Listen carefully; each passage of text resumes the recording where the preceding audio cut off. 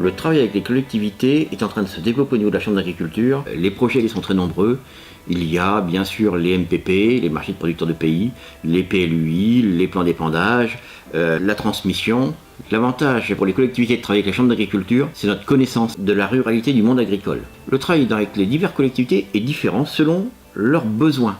Ce soir, c'est la première fois que nous organisons un marché de producteurs de pays. C'est des producteurs qui produisent ce qu'ils vont vendre.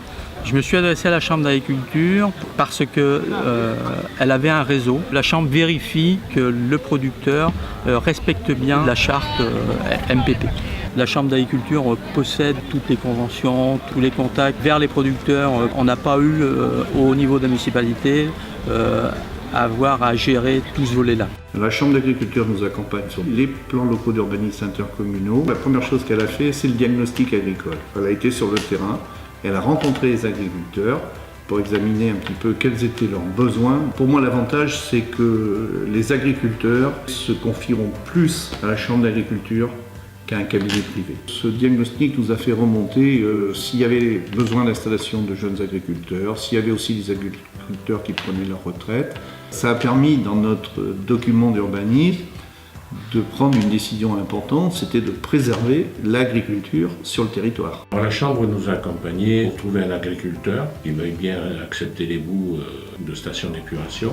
C'est eux qui ont fait les prélèvements pour les envoyer au laboratoire. C'est eux qui ont fait tous les dossiers techniques et administratifs. Pour les agriculteurs, l'utilisation de ces bouts, c'est un engrais comme un autre. Donc comme il est gratuit, aussi, tout le monde y gagne.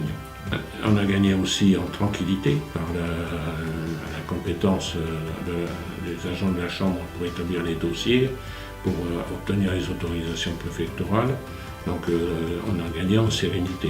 Alors la Chambre d'agriculture est venue nous rencontrer pour nous faire part du vieillissement du monde agricole et surtout des problèmes de transmission sur notre territoire. 36% des agriculteurs aujourd'hui ont plus de 57 ans. La Chambre d'agriculture a mis en place une série de rencontres avec la CDC devant le conseil communautaire, puis a demandé aux maires d'organiser des réunions avec leurs agriculteurs de leur commune, de manière à ce que la Chambre puisse expliquer cette problématique de transmission et peut-être aussi voir des choses à mettre en place.